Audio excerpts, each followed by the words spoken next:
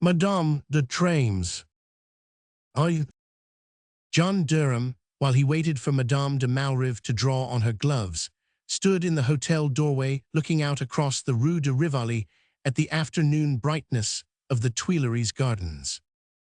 His European visits were infrequent enough to have kept unimpaired the freshness of his eye, and he was always struck anew by the vast and consummately ordered spectacle of Paris, by its look of having been boldly and deliberately planned as a background for the enjoyment of life, instead of being forced into grudging concessions to the festive instincts, or barricading itself against them in unenlightened ugliness, like his own lamentable New York. But today, if the scene had never presented itself more alluringly, in that moist spring bloom between showers, when the horse-chestnuts domed themselves in unreal green against a gauzy sky, and the very dust of the pavement seems the fragrance of lilac made visible, today, for the first time, the sense of a personal stake in it all, of having to reckon individually with its effects and influences, kept Durham from an unrestrained yielding to the spell. Paris might still be, to the unimplicated it doubtless still was, the most beautiful city in the world, but whether it were the most lovable or the most detestable depended for him, in the last analysis, on the buttoning of the white glove over which Fanny de Malrive still lingered. The mere fact of her having forgotten to draw on her gloves as they were descending in the hotel lift from his mother's drawing-room was, in this connection, charged with significance to Durham. She was the kind of woman who always presents herself to the mind's eye as completely equipped, as made up of exquisitely cared for and finely related details, and that the heat of her parting with his family should have left her unconscious that she was emerging gloveless into Paris, seemed, on the whole, to speak hopefully for Durham's future opinion of the city. Even now he could detect a certain confusion, a desire to draw breath and catch up with life, in the way she dawdled over the last buttons in the dimness of the porte-cochere, while her footman, outside, hung on her retarded signal. When at length they emerged, it was to learn from that functionary that Madame la Marquise's carriage had been obliged to yield its place at the door, but was at the moment in the act of regaining it. Madame de Malrive cut the explanation short. "I shall walk home. The carriage this evening at 8. As the footman turned away, she raised her eyes for the first time to Durham's. "Will you walk with me? Let us cross the Tuileries. I should like to sit a moment on the terrace." She spoke quite easily and naturally, as if it were the most commonplace thing in the world for them to be straying afoot together over Paris. But even his vague knowledge of the world she lived in, a knowledge mainly acquired through the perusal of yellow-backed fiction, gave a thrilling significance to her naturalness. Durham, indeed, was beginning to find that one of the charms of a sophisticated society is that it lends point and perspective to the slightest contact between the sexes. If in the old unrestricted New York days, Fanny Frisbee, from a brownstone doorstep, had proposed that they should take a walk in the park, the idea would have presented itself to her companion as agreeable but unimportant, whereas Fanny de Malrive's suggestion that they should stroll across the Tuileries was obviously fraught with unspecified possibilities. He was so throbbing with the sense of these possibilities that he walked beside her, without speaking, down the length of the wide alley which follows the line of the Rue de Rivoli, suffering her even, when they reached its farthest end, to direct him in silence up the steps to the terrace of the Feuillants. For after all, the possibilities were double-faced, and her bold departure from custom might simply mean that what she had to say was so dreadful that it needed all the tenderest mitigation of circumstance. There was apparently nothing embarrassing to her in his silence.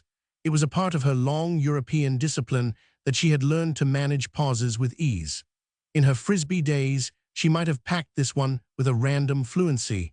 Now she was content to let it widen slowly before them, like the spacious prospect opening at their feet. The complicated beauty of this prospect, as they moved toward it between the symmetrically clipped limes of the lateral terrace, touched him anew through her nearness, as with the hint of some vast impersonal power, controlling and regulating her life in ways he could not guess, putting between himself and her the whole width of the civilization into which her marriage had absorbed her. And there was such fear in the thought, he read such derision of what he had to offer in the splendor of the great avenues tapering upward to the sunset glories of the arch, that all he had meant to say when he finally spoke compressed itself at last into an abrupt, unmitigated, "Well." She answered at once, as though she had only awaited the call of the national interrogation. "I don't know when I have been so happy." So happy, the suddenness of his joy flushed up through his fair skin. "As I was just now, taking tea with your mother and sisters." Durham's "oh" of surprise betrayed also a note of disillusionment, which she met only by the reconciling murmur, "Shall we sit down?" He found two of the springy yellow chairs indigenous to the spot and placed them under the tree near which they had paused, saying reluctantly, as he did so, "Of course it was an immense pleasure to them to see you again." "Oh, not in the same way. I mean," she paused, sinking into the chair, and betraying, for the first time, a momentary inability to deal becomingly with the situation. "I mean," she resumed, smiling, "that it was not an event for them, as it was for me." An event, he caught her up again, eagerly. For what, in the language of any civilization, could that word mean, but just the one thing he most wished it to? To be with dear, good, sweet, simple, real Americans again. She burst out, heaping up her epithets with reckless prodigality. Durham's smile once more faded to impersonality as he rejoined, just a shade on the defensive, "If it's merely our Americanism you enjoyed, I've no doubt we can give you all you want in that line." "Yes, it's just that, but if you knew what the word means to me, it means, she paused as if to assure herself that they were sufficiently isolated from the desultory groups beneath the other trees. "It means that I'm safe with them, as safe as in a bank." Durham felt a sudden warmth behind his eyes and in his throat. "I think I do know." "No, you don't, really. You can't know how dear and strange and familiar it all sounded. The old New York names that kept coming up in your mother's talk, and her charming, quaint ideas about Europe. They're all regarding it as a great, big, innocent pleasure ground and shop for Americans, and your mother's missing the homemade bread and preferring the American asparagus. I'm so tired of Americans who despise even their own asparagus. And then your married sister's spending her summers at, where is it? The Kittawitany House on Lake Pohunk. A vision of earnest women in Shetland shawls, with spectacles and thin knobs of hair, eating blueberry pie at unwholesome hours in a shingled dining room on a bare New England hilltop, rose pallidly between Durham and the verdant brightness of the Champs-Élysées, and he protested with a slight smile, "Oh, but my married sister is the black sheep of the family. The rest of us never sank as low as that." "Lo, I think it's beautiful, fresh and innocent and simple. I remember going to such a place once. They have early dinner, rather late, and go off in buckboards over terrible roads and bring back goldenrod and autumn leaves and read nature books aloud on the piazza. And there is always one shy young man in flannels, only one, who has come to see the prettiest girl, though how he can choose among so many, and who takes her off in a buggy for hours and hours." She paused and summed up with a long sigh, "It is 15 years since I was in America." "And you're still so good an American." "Oh, a better and better one every day." He hesitated. "Then why did you never come back?" Her face altered instantly, exchanging its retrospective light for the look of slightly shadowed watchfulness, which he had known as most habitual to it. "It was impossible. It has always been so. My husband would not go, and since our separation, there have been family reasons." Durham sighed impatiently. "Why do you talk of reasons? The truth is, you have made your life here. You could never give all this up." He made a discouraged gesture in the direction of the Place de la Concorde. "Give it up, I would go tomorrow, but it could never now be for more than a visit. I must live in France on account of my boy." Durham's heart gave a quick beat. At last, the talk had neared the point toward which his whole mind was straining, and he began to feel a personal application in her words. But that made him all the more cautious about choosing his own. "It is an agreement about the boy," he ventured. "I gave my word. They knew that was enough," she said proudly, adding, as if to put him in full possession of her reasons, It would have been much more difficult for me to obtain complete control of my son if it had not been understood that I was to live in France. That seems fair, Durham assented after a moment's reflection. It was his instinct, even in the heat of personal endeavor, to pause a moment on the question of fairness. The personal claim reasserted itself as he added tentatively, but when he is brought up, when he's grown up, then you would feel freer. She received this with a start, as a possibility too remote to have entered into her view of the future. He is only 8 years old, she objected. Ah, of course, it would be a long way off. A long way off, thank heaven. French mothers part late with their sons, and in that one respect I mean to be a French mother. Of course, naturally, since he has only you, Durham again assented. He was eager to show how fully he took her point of view, if only to dispose her to the reciprocal fairness of taking his when the time came to present it. And he began to think that the time had now come, that their walk would not have thus resolved itself, without excuse or pretext, into a tranquil session beneath the trees, for any purpose less important than that of giving him his opportunity. He took it characteristically, without seeking a transition. When I spoke to you the other day about myself, about what I felt for you, I said nothing of the future, because, for the moment, my mind refused to travel beyond its immediate hope of happiness. But I felt, of course, even then, that the hope involved various difficulties, that we can't, as we might once have done, come together without any thought but for ourselves. And whatever your answer is to be, I want to tell you now that I am ready to accept my share of the difficulties. He paused, and then added explicitly, if there's the least chance of your listening to me, I'm willing to live over here as long as you can keep your boy with you. Roman 2.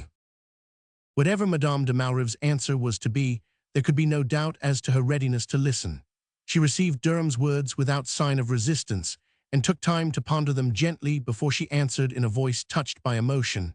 You are very generous, very unselfish, but when you fix a limit, no matter how remote, to my remaining here, I see how wrong it is to let myself consider for a moment such possibilities as we have been talking of. Wrong? Why should it be wrong? Because I shall want to keep my boy always, not, of course, in the sense of living with him or even forming an important part of his life. I am not deluded enough to think that possible, but I do believe it possible never to pass wholly out of his life, and while there is a hope of that, how can I leave him? She paused and turned on him a new face, a face in which the past of which he was still so ignorant showed itself like a shadow suddenly darkening a clear pane. How can I make you understand? She went on urgently. It is not only because of my love for him, not only, I mean, because of my own happiness in being with him, that I can't, in imagination, surrender even the remotest hour of his future.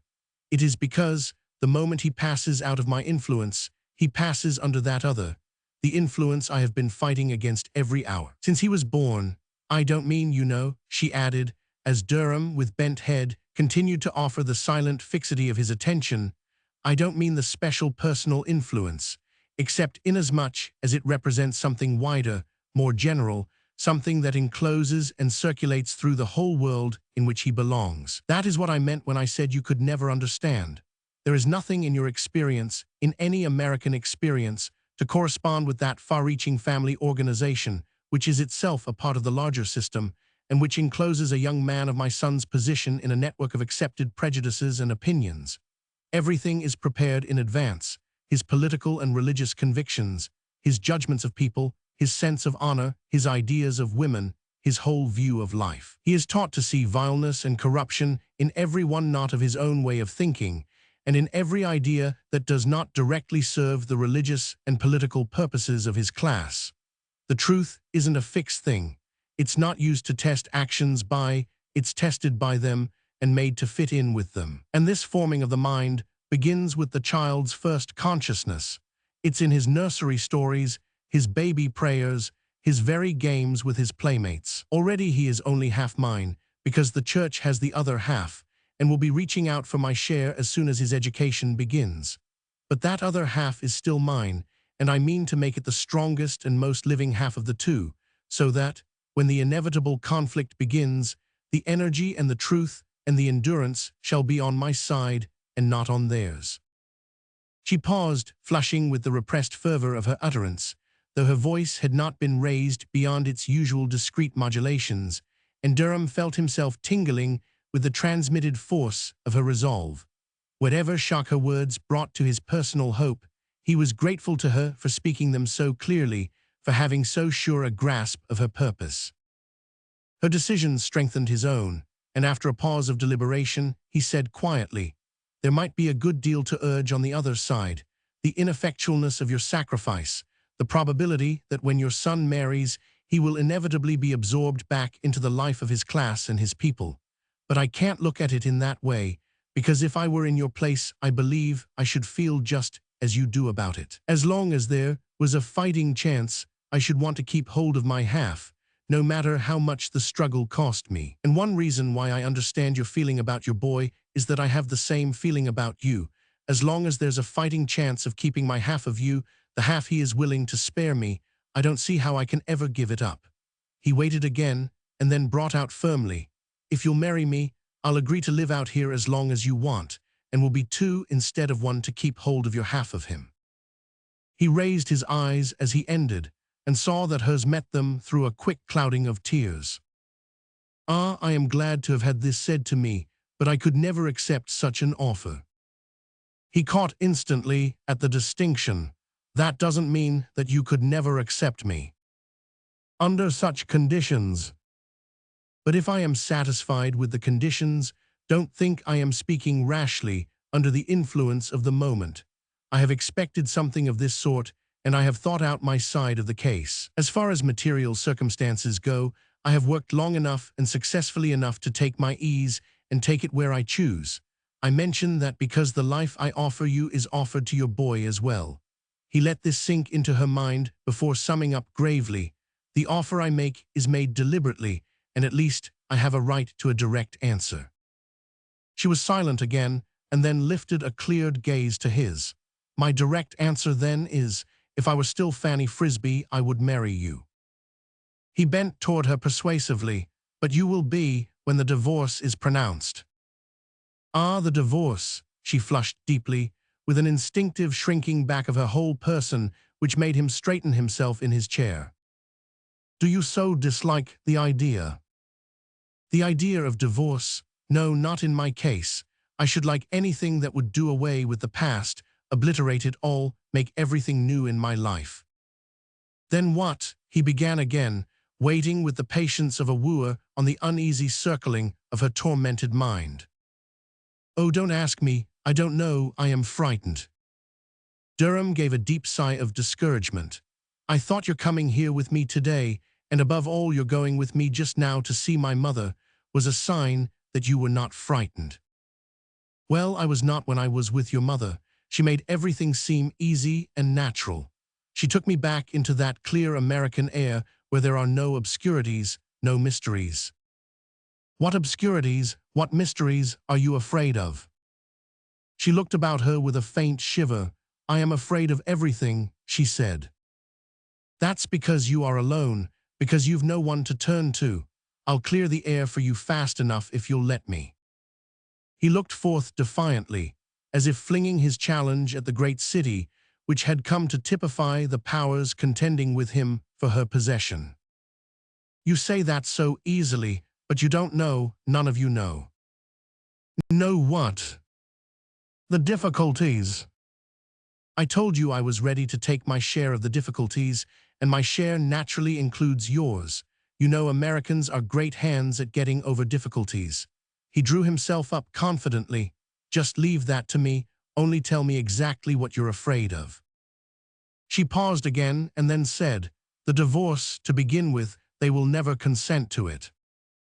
He noticed that she spoke as though the interests of the whole clan, rather than her husband's individual claim, were to be considered, and the use of the plural pronoun shocked his free individualism like a glimpse of some dark feudal survival.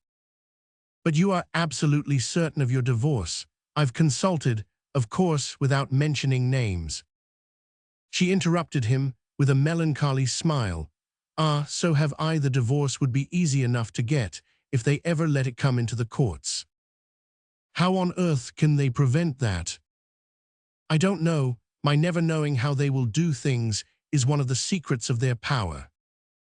Their power, what power? He broke in with irrepressible contempt. Who are these bogies whose machinations are going to arrest the course of justice in a comparatively civilized country? You've told me yourself that Monsieur de Malrive is the least likely to give you trouble, and the others are his uncle the Abbé, his mother and sister. That kind of a syndicate doesn't scare me much. A priest and 2 women contra mundum. She shook her head. Not contra mundum, but with it, their whole world is behind them. It's that mysterious solidarity that you can't understand. One doesn't know how far they may reach, or in how many directions. I have never known. They have always cropped up where I least expected them. Before this persistency of negation, Durham's buoyancy began to flag, but his determination grew the more fixed. Well then, supposing them to possess these supernatural powers, do you think it's to people of that kind that I'll ever consent to give you up? She raised a half-smiling glance of protest. Oh, they're not wantonly wicked. They'll leave me alone as long as... As I do, he interrupted. Do you want me to leave you alone? Was that what you brought me here to tell me? The directness of the challenge seemed to gather up the scattered strands of her hesitation, and lifting her head, she turned on him a look in which, but for its underlying shadow, he might have recovered the full free beam of Fanny Frisbee's gaze. I don't know why I brought you here, she said gently, except from the wish to prolong a little the illusion of being once more an American among Americans. Just now, sitting there with your mother and Katie and Nanny, the difficulties seemed to vanish. The problems grew as trivial to me as they are to you. And I wanted them to remain so a little longer. I wanted to put off going back to them. But it was of no use. They were waiting for me here. They are over there now in that house across the river. She indicated the grey skyline of the Faubourg, shining in the splintered radiance of the sunset beyond the long sweep of the quays. They are a part of me. I belong to them. I must go back to them, she sighed. She rose slowly to her feet, as though her metaphor had expressed an actual fact, and she felt herself bodily drawn from his side by the influences of which she spoke. Durham had risen too. Then I go back with you, he exclaimed energetically, and as she paused, wavering a little under the shock of his resolve, I don't mean into your house, but into your life, he said. She suffered him, at any rate, to accompany her to the door of the house, and allowed their debate to prolong itself through the almost monastic quiet of the quarter which led thither. On the way, he succeeded in wresting from her the confession that, if it were possible to ascertain in advance that her husband's family would not oppose her action, she might decide to apply for a divorce. Short of a positive assurance on this point, she made it clear that she would never move in the matter. There must be no scandal, no retentissement, nothing which her boy, necessarily brought up in the French tradition of scrupulously preserved appearances, could afterward regard as the faintest blur on his much quartered escutcheon. But even this partial concession again raised fresh obstacles, for there seemed to be no one to whom she could entrust so delicate an investigation, and to apply directly to the Marquis de Malrive or his relatives appeared, in the light of her past experience, the last way of learning their intentions. But Durham objected, beginning to suspect a morbid fixity of idea in her perpetual attitude of distrust. But surely you have told me that your husband's sister, what is her name, Madame de Treymes, was the most powerful member of the group, and that she has always been on your side. She hesitated. Yes, Christiane has been on my side. She dislikes her brother, but it would not do to ask her.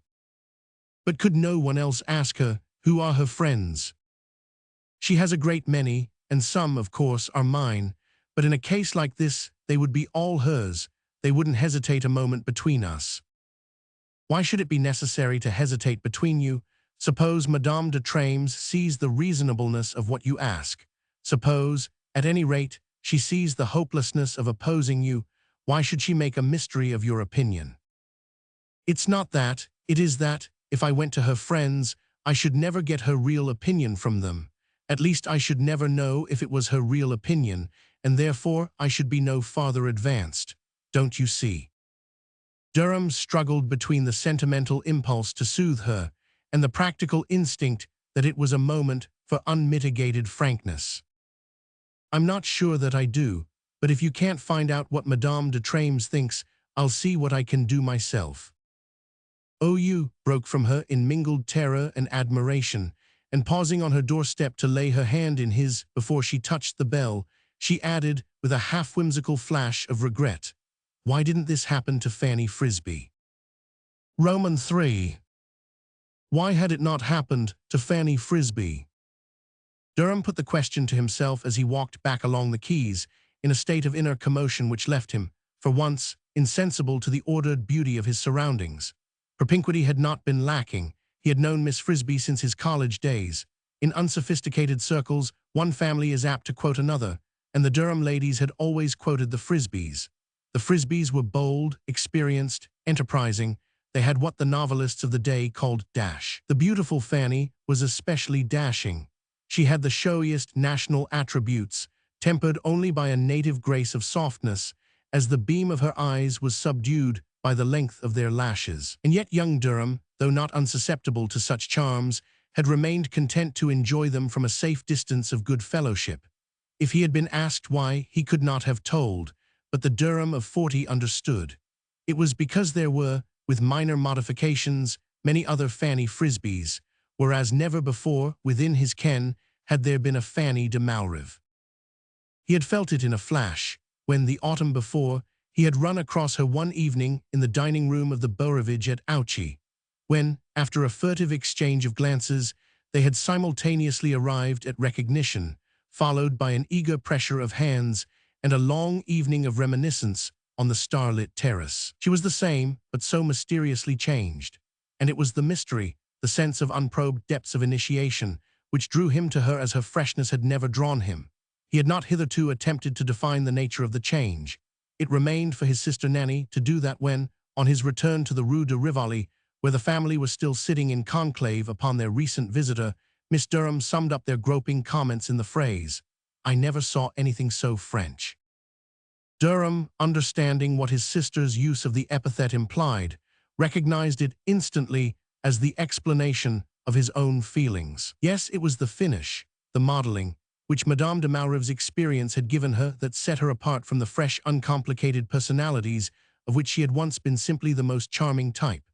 The influences that had lowered her voice, regulated her gestures, toned her down to harmony with the warm, dim background of a long social past. These influences had lent to her natural fineness of perception, a command of expression adapted to complex conditions. She had moved in surroundings through which one could hardly bounce and bang on the genial American plan without knocking the angles off a number of sacred institutions, and her acquired dexterity of movement seemed to Durham a crowning grace. It was a shock, now that he knew at what cost the dexterity had been acquired, to acknowledge this even to himself. He hated to think that she could owe anything to such conditions as she had been placed in, and it gave him a sense of the tremendous strength of the organization into which she had been absorbed, that in spite of her horror, her moral revolt, she had not reacted against its external forms. She might abhor her husband, her marriage, and the world to which it had introduced her, but she had become a product of that world in its outward expression, and no better proof of the fact was needed than her exotic enjoyment of Americanism. The sense of the distance to which her American past had been removed was never more present to him than when, a day or two later, he went with his mother and sisters to return her visit. The region beyond the river existed, for the Durham ladies, only as the unmapped environment of the Bon Marché, and Nanny Durham's exclamation on the pokiness of the streets and the dullness of the houses showed Durham, with a start, how far he had already traveled from the family point of view. "Well, if this is all she got by marrying a marquis," the young lady summed up as they paused before the small, sober hotel in its high-walled court, and Katie, following her mother through the stone-vaulted and stone-floored vestibule, murmured, "It must be simply freezing in winter." In the softly faded drawing-room, with its old pastels in old frames, its windows looking on the damp green twilight of a garden sunk deep in blackened walls, the American ladies might have been even more conscious of the insufficiency of their friend's compensations, had not the warmth of her welcome precluded all other reflections. It was not till she had gathered them about her in the corner beside the tea table that Durham identified the slender dark lady loitering negligently in the background, and introduced, in a comprehensive murmur to the American group, as the redoubtable sister-in-law to whom he had declared himself ready to throw down his challenge. There was nothing very redoubtable about Madame de Treymes, except perhaps the kindly yet critical observation which she bestowed on her sister-in-law's visitors, the unblinking attention of a civilized spectator observing an encampment of aborigines. He had heard of her as a beauty, and was surprised to find her, as Nanny afterward put it, a mere stick to hang clothes on, but they did hang, with a small brown glancing face, like that of a charming little inquisitive animal.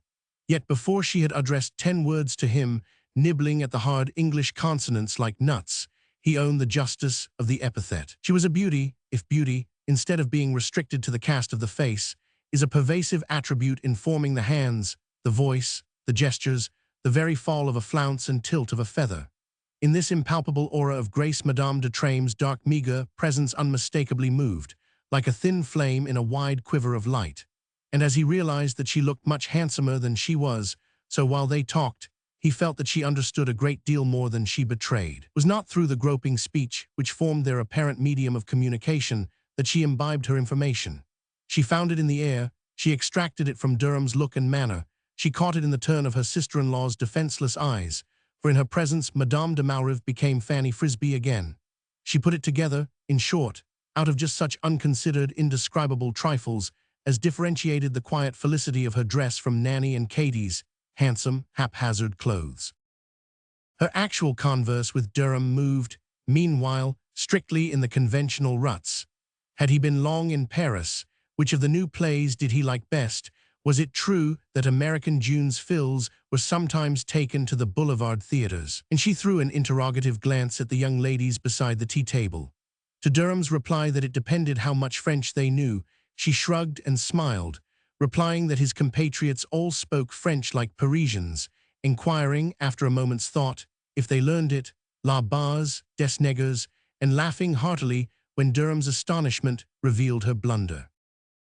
When at length she had taken leave, enveloping the Durham ladies in a last puzzled, penetrating look, Madame de Treymes turned to Mrs. Durham with a faintly embarrassed smile. "My sister-in-law was much interested. I believe you are the first Americans she has ever known." "Good gracious," ejaculated Nanny, as though such social darkness required immediate missionary action on someone's part. "Well, she knows us," said Durham, catching in Madame de Treymes' rapid glance a startled assent to his point. "After all," reflected the accurate Katie, as though seeking an excuse for Madame de Treymes' unenlightenment, "we don't know many French people either." To which Nanny promptly, if obscurely, retorted, "Ah, but we couldn't and she could." Roman forward. Madame de Treymes' friendly observation of her sister-in-law's visitors resulted in no expression on her part of a desire to renew her study of them. To all appearances, she passed out of their lives when Madame de Treymes' door closed on her, and Durham felt that the arduous task of making her acquaintance was still to be begun. He felt also, more than ever, the necessity of attempting it, and in his determination to lose no time, and his perplexity how to set most speedily about the business, he bethought himself of applying to his cousin Mrs. Boykin. Mrs. Elmer Boykin was a small, plump woman, to whose vague prettiness the lines of middle age had given no meaning, as though whatever had happened to her had merely added to the sum total of her inexperience. After a Parisian residence of 25 years, spent in a state of feverish servitude to the great artists of the Rue de la Paix, her dress and hair still retained a certain rigidity in keeping with the directness of her gaze and the unmodulated candor of her voice. Her very drawing-room had the hard, bright atmosphere of her native skies, and one felt that she was still true at heart to the national ideals in electric lighting and plumbing. She and her husband had left America owing to the impossibility of living there with the finish and decorum which the Boykin standard demanded. But in the isolation of their exile, they had created about them a kind of phantom America, where the national prejudices continued to flourish unchecked by the national progressiveness. A little world sparsely peopled by compatriots in the same attitude of chronic opposition toward a society chronically unaware of them. In this uncontaminated air, Mr. and Mrs. Boykin had preserved the purity of simpler conditions, and Elmer Boykin, returning rakishly from a Sunday's racing at Chantilly, betrayed, under his knowing coat and the racing glasses slung ostentatiously across his shoulder, the unmistakable cut of the American businessman coming uptown after a long day in the office. It was a part of the Boykins' uncomfortable but determined attitude, and perhaps a last expression of their latent patriotism, to live in active disapproval of the world about them, fixing in memory, with little stabs of reprobation, innumerable instances of what the abominable foreigner was doing, so that they reminded Durham of persons peacefully following the course of a horrible war by pricking red pins. In a map, to Mrs. Durham, with her gentle tourist's view of the European continent, as a vast museum in which the human multitudes simply furnished the element of costume, the Boykins seemed abysmally instructed and darkly expert in forbidden things, and her son, without sharing her simple faith in their omniscience, credited them with an ample supply of the kind of information of which he was in search.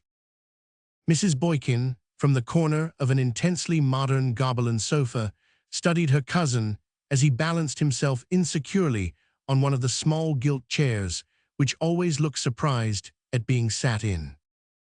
Fanny de Malrive, oh, of course, I remember you were all very intimate with the Frisbees when they lived in West 33rd Street, but she has dropped all her American friends since her marriage.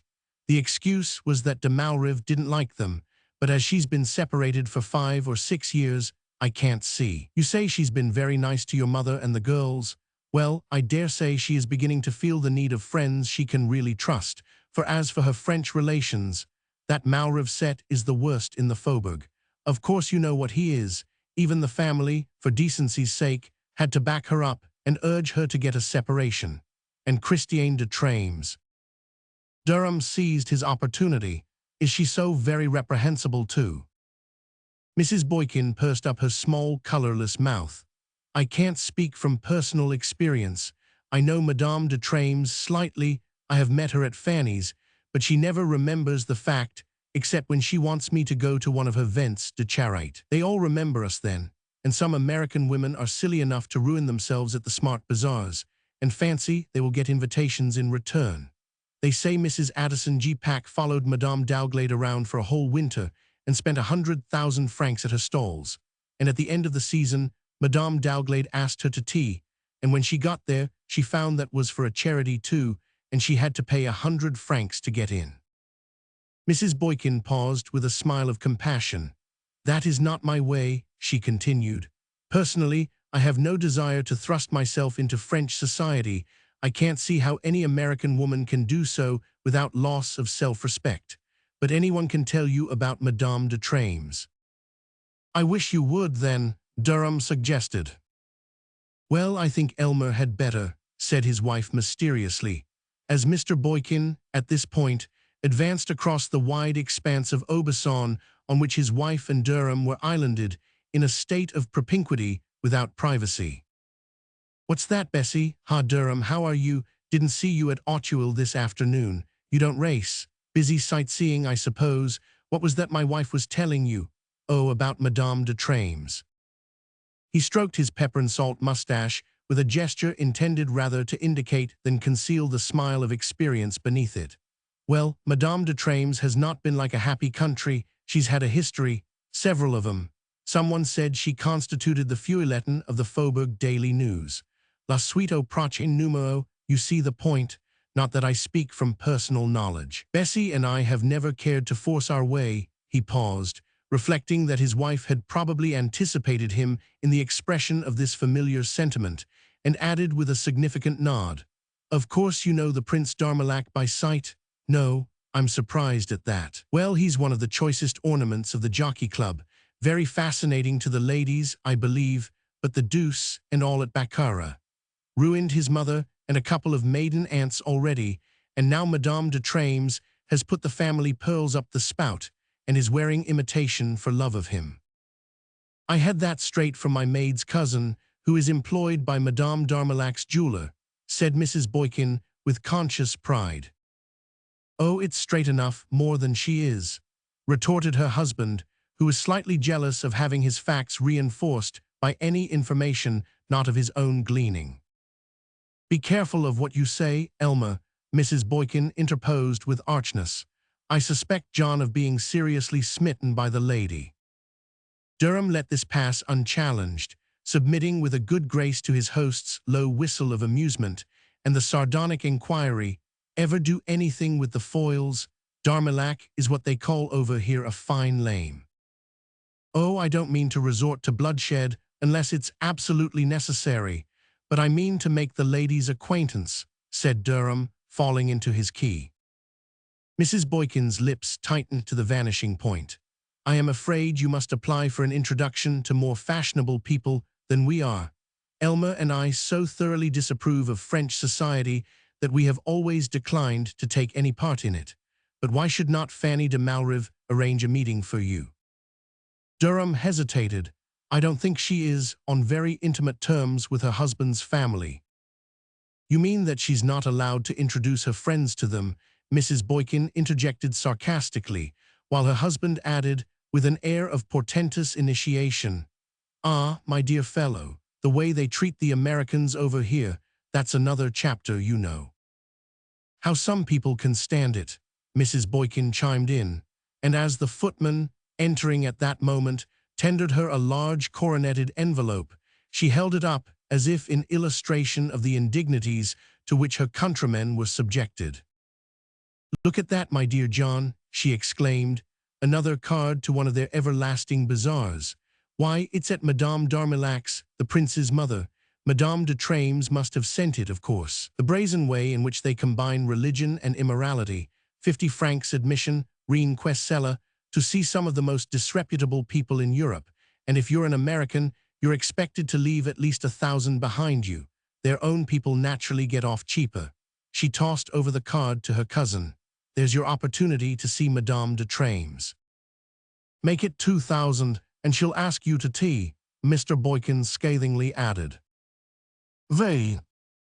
In the monumental drawing-room of the Hotel de Malrive, it had been a surprise to the American to read the name of the house emblazoned on black marble over its still more monumental gateway. Durham found himself surrounded by a buzz of feminine, tea-sipping oddly out of keeping with the wigged and cuirassed portraits frowning high on the walls, the majestic attitude of the furniture, the rigidity of great gilt consoles drawn up like lords-in-waiting against the tarnished panels. It was the old Marquise de Malrive's day, and Madame de Treymes, who lived with her mother, had admitted Durham to the heart of the enemy's country by inviting him, after his prodigal disbursements at the charity bazaar, to come in to tea on a Thursday. Whether, in thus fulfilling Mr. Boykin's prediction, she had been aware of Durham's purpose and had her own reasons for falling in with it, or whether she simply wished to reward his lavishness at the fair and permit herself another glimpse of an American so picturesquely embodying the type familiar to French fiction. On these points Durham was still in doubt. Meanwhile, Madame de Treymes, being engaged with a venerable duchess in a black shawl, all the older ladies present had the sloping shoulders of a generation of shawl-wearers. Her American visitor, left in the isolation of his unimportance, was using it as a shelter for a rapid survey of the scene. He had begun his study of Fanny de Malrive's situation without any real understanding of her fears. He knew the repugnance to divorce existing in the French Catholic world, but since the French laws sanctioned it, and in a case so flagrant as his injured friends would inevitably accord it with the least possible delay and exposure, he could not take seriously any risk of opposition on the part of the husband's family. Madame de Malrive had not become a Catholic, and since her religious scruples could not be played on, the only weapon remaining to the enemy, the threat of fighting the divorce, was one they could not wield without self-injury. Certainly, if the chief object were to avoid scandal, common sense must counsel Monsieur de Malrive and his friends not to give the courts an opportunity of exploring his past. And since the echo of such explorations and their ultimate transmission to her son were what Madame de Malrive most dreaded. The opposing parties seemed to have a common ground for agreement, and Durham could not but regard his friend's fears as the result of overtaxed sensibilities.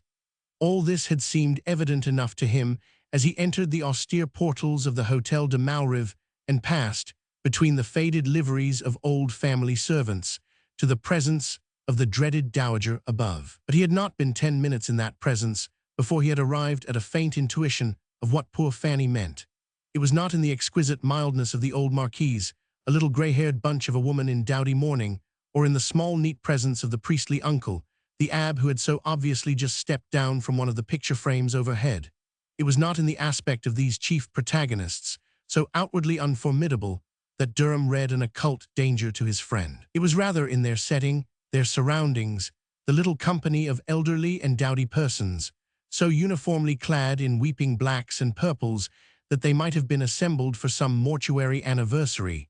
It was in the remoteness and the solidarity of this little group that Durham had his first glimpse of the social force of which Fanny de Malrive had spoken. All these amiably chatting visitors, who mostly bore the stamp of personal insignificance on their mildly sloping or aristocratically beaked faces, hung together in a visible closeness of tradition, dress, attitude, and manner, as different as possible from the loose aggregation of a roomful of his own countrymen.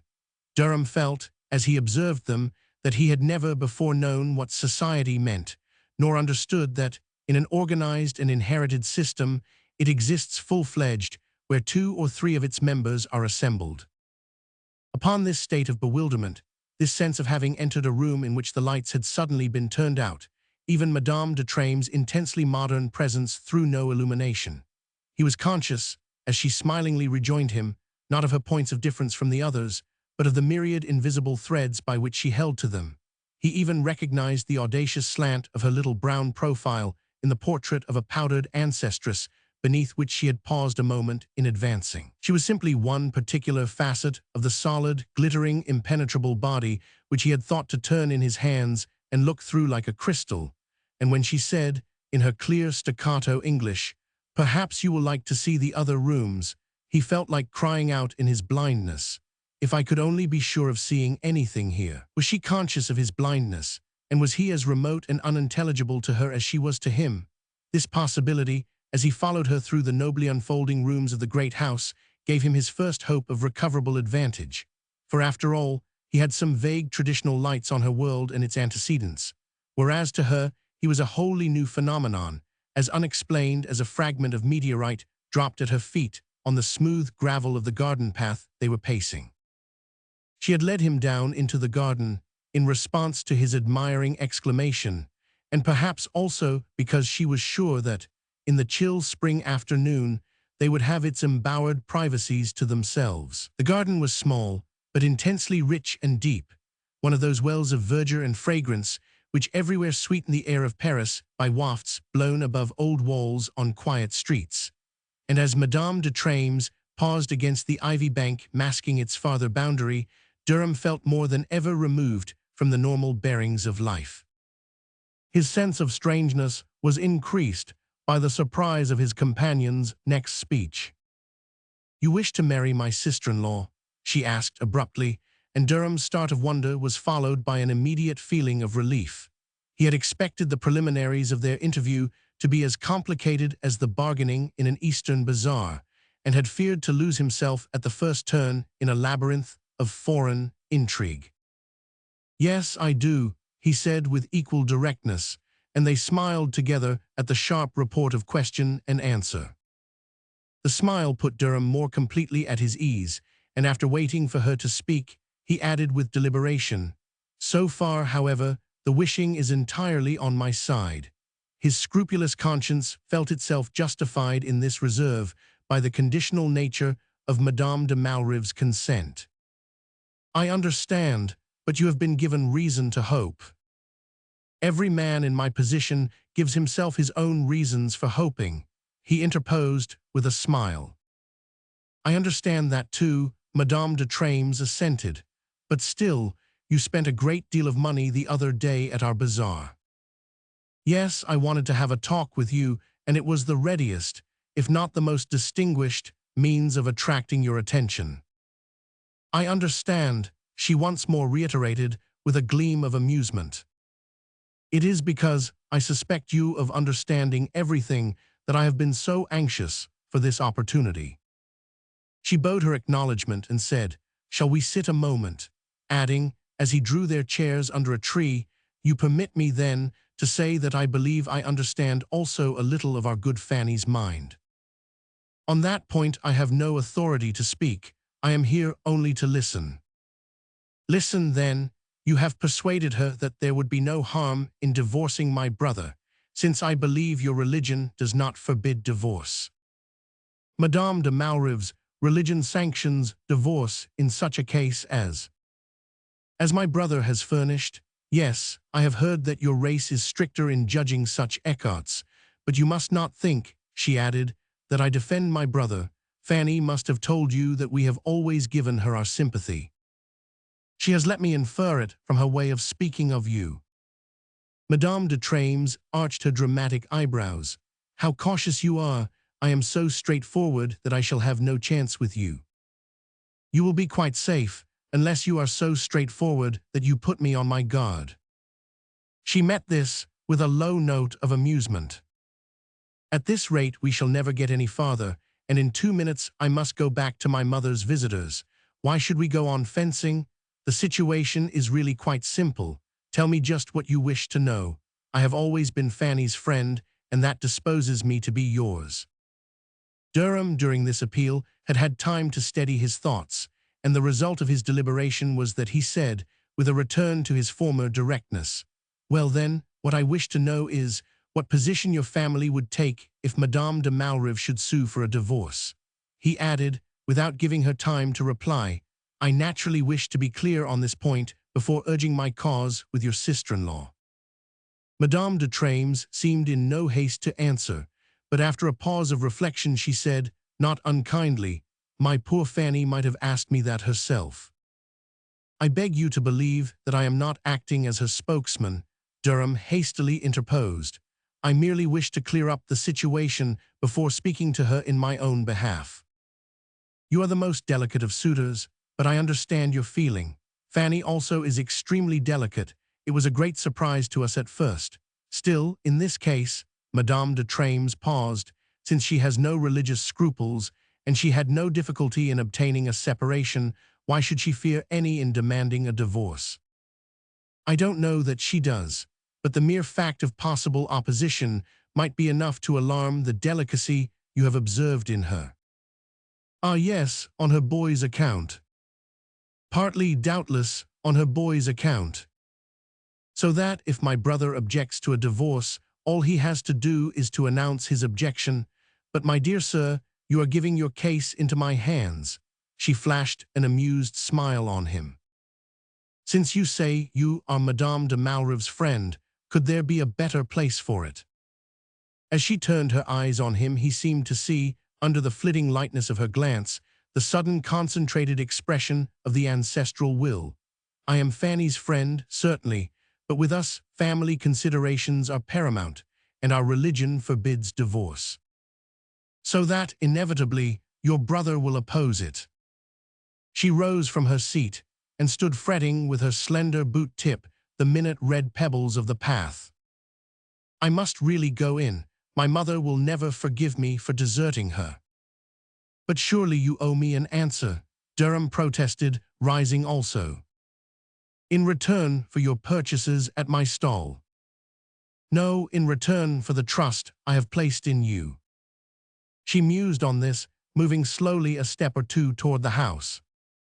"Certainly I wish to see you again. You interest me," she said, smiling, "but it is so difficult to arrange. If I were to ask you to come here again, my mother and uncle would be surprised, and at Fanny's." "Oh, not there," he exclaimed. "Where then? Is there any other house where we are likely to meet?" Durham hesitated, but he was goaded by the flight of the precious minutes. "Not unless you'll come and dine with me," he said boldly. "Dine with you? Au cabaret? Ah, that would be diverting, but impossible." "Well, dine with my cousin, then. I have a cousin, an American lady who lives here," said Durham, with suddenly soaring audacity. She paused with puzzled brows. An American lady whom I know. By name, at any rate. You send her cards for all your charity bazaars. She received the thrust with a laugh. We do exploit your compatriots. Oh, I don't think she has ever gone to the bazaars. But she might if I dined with her. Still less, I imagine. She reflected on this and then said with acuteness, I like that and I accept, but what is the lady's name? Roman 6. On the way home, in the first drop of his exaltation, Durham had said to himself, but why on earth should Bessie invite her? He had, naturally, no very cogent reasons to give Mrs. Boykin in support of his astonishing request, and could only, marveling at his own growth in duplicity, suffer her to infer that he was really, shamelessly smitten with the lady he thus proposed to thrust upon her hospitality. But to his surprise, Mrs. Boykin hardly gave herself time to pause upon his reasons. They were swallowed up in the fact that Madame de Treymes wished to dine with her, as the lesser luminaries vanish in the blaze of the sun. I'm not surprised, she declared, with a faint smile intended to check her husband's unruly wonder. I wonder you are, Elmer. Didn't you tell me that Armillac went out of his way to speak to you the other day at the races? And at Madame Dowglade's sale? Yes, I went there after all, just for a minute, because I found Katie and Nanny were so anxious to be taken. Well, that day I noticed that Madame de Treymes was quite empressy when we went up to her stall. Oh, I didn't buy anything. I merely waited while the girls chose some lampshades. They thought it would be interesting to take home something painted by a real marquise, and of course I didn't tell them that those women never make the things they sell at their stalls. But I repeat, I'm not surprised. I suspected that Madame de Treymes had heard of our little dinners. You know, they're really horribly bored in that poky old Faubourg. My poor John, I see now why she's been making up to you. But on one point I am quite determined, Elmer. Whatever you say, I shall not invite the Prince d'Armillac. Elmer, as far as Durham could observe, did not say much. But like his wife, he continued in a state of pleasantly agitated activity till the momentous evening of the dinner. The festivity in question was restricted in numbers, either owing to the difficulty of securing suitable guests, or from a desire not to have it appear that Madame de Treymes' hosts attached any special importance to her presence. But the smallness of the company was counterbalanced by the multiplicity of the courses. The national determination not to be downed by the despised foreigner, to show a wealth of material resource obscurely felt to compensate for the possible lack of other distinctions. This resolve had taken, in Mrs. Boykin's case, the shape, or rather the multiple shapes, of a series of culinary feats, of gastronomic combinations, which would have commanded her deep respect had she seen them on any other table, and which she naturally relied on to produce the same effect on her guest. Whether or not the desired result was achieved, Madame de Treymes' manner did not specifically declare, but it showed a general complacence, a charming willingness to be amused, which made Mr. Boykin, for months afterward, allude to her among his compatriots as an old friend of my wife's, takes pot-luck with us, you know. Of course there's not a word of truth in any of those ridiculous stories. It was only when, to Durham's intense surprise, Mr. Boykin hazarded to his neighbor the regret that they had not been so lucky as to secure the prince. It was then only that the lady showed, not indeed anything so simple and unprepared as embarrassment, but a faint play of wonder, an under-flicker of amusement, as though recognizing that, by some odd law of social compensation, the crudity of the talk might account for the complexity of the dishes. But Mr. Boykin was tremulously alive to hints, and the conversation at once slid to safer topics, easy generalizations which left Madame de Treymes ample time to explore the table, to use her narrowed gaze like a knife, slitting open the unsuspicious personalities about her. Nanny and Katie Durham, who, after much discussion, to which their hostess candidly admitted them, had been included in the feast, were the special objects of Madame de Treymes' observation. During dinner, she ignored in their favor the other carefully selected guests, the fashionable art critic, the old legitimist general, the beauty from the English embassy, the whole impressive marshalling of Mrs. Boykin's social resources, and when the men returned to the drawing-room, Durham found her still fanning in his sister's the flame of an easily kindled enthusiasm. Since she could hardly have been held by the intrinsic interest of their converse, the sight gave him another swift intuition of the working of those hidden forces with which Fanny de Malrive felt herself encompassed. But when Madame de Treymes, at his approach, let him see that it was for him she had been reserving herself, he felt that so graceful an impulse needed no special explanation. She had the art of making it seem quite natural that they should move away together to the remotest of Mrs. Boykin's far-drawn salons, and that there, in a glaring privacy of brocade and ormolu, she should turn to him with a smile which avowed her intentional quest of seclusion. "Confess that I have done a great deal for you," she exclaimed, making room for him on a sofa judiciously screened from the observation of the other rooms. "In coming to dine with my cousin," he inquired, answering her smile. "Let us say, in giving you this half-hour. For that I am duly grateful, and shall be still more so when I know what it contains for me. Ah, I am not sure. You will not like what I am going to say." "Shall I not?" he rejoined, changing color. She raised her eyes from the thoughtful contemplation of her painted fan. "You appear to have no idea of the difficulties." "Should I have asked your help if I had not had an idea of them?" "But you are still confident that with my help you can surmount them." "I can't believe you have come here to take that confidence from me." She leaned back, smiling at him through her lashes. "And all this I am to do for your beau you?" "No, for your own, that you may see with them what happiness you are conferring. You are extremely clever, and I like you." She paused, and then brought out with lingering emphasis, "But my family will not hear of a divorce." She threw into her voice such an accent of finality that Durham, for the moment, felt himself brought up against an insurmountable barrier. But almost at once, his fear was mitigated by the conviction that she would not have put herself out so much to say so little. "When you speak of your family, do you include yourself?" he suggested. She threw a surprised glance at him. "I thought you understood that I am simply their mouthpiece." At this he rose quietly to his feet with a gesture of acceptance. "I have only to thank you, then, for not keeping me longer in suspense." His air of wishing to put an immediate end to the conversation seemed to surprise her. "Sit down a moment longer," she commanded him kindly, and as he leaned against the back of his chair, without appearing to hear her request, she added in a low voice, "I am very sorry for you and Fanny, but you are not the only persons to be pitied." She had dropped her light manner as she might have tossed aside her fan, and he was startled at the intimacy of misery to which her look and movement abruptly admitted him. Perhaps no Anglo-Saxon fully understands the fluency in self-revelation which centuries of the confessional have given to the Latin races, and to Durham, at any rate, Madame de Treymes' sudden avowal gave the shock of a physical abandonment. "I am so sorry," he stammered. "Is there any way in which I can be of use to you?"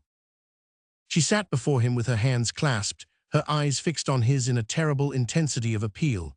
If you would, oh, there is nothing I would not do for you. I have still a great deal of influence with my mother, and what my mother commands we all do. I could help you, I am sure I could help you, but not if my own situation were known, and if nothing can be done, it must be known in a few days." Durham had reseated himself at her side. "Tell me what I can do," he said in a low tone, forgetting his own preoccupations in his genuine concern for her distress. She looked up at him through tears. "How dare I? Your race is so cautious, so self-controlled, you have so little indulgence for the extravagances of the heart, and my folly has been incredible and unrewarded." She paused, and as Durham waited in a silence which she guessed to be compassionate, she brought out below her breath, "I have lent money, my husband's, my brother's, money that was not mine, and now I have nothing to repay it with." Durham gazed at her in genuine astonishment. The turn the conversation had taken led quite beyond his uncomplicated experiences with the other sex. She saw his surprise and extended her hands in deprecation and entreaty. "Alas, what must you think of me? How can I explain my humiliating myself before a stranger? Only by telling you the whole truth, The fact that I am not alone in this disaster, that I could not confess my situation to my family without ruining myself, and involving in my ruin someone who, however undeservedly, has been as dear to me as you are too." Durham pushed his chair back with a sharp exclamation. "Ah, even that does not move you," she said. The cry restored him to his senses by the long shaft of light. It sent down the dark windings of the situation. He seemed suddenly to know Madame de Treymes as if he had been brought up with her in the inscrutable shades of the Hôtel de Malrive.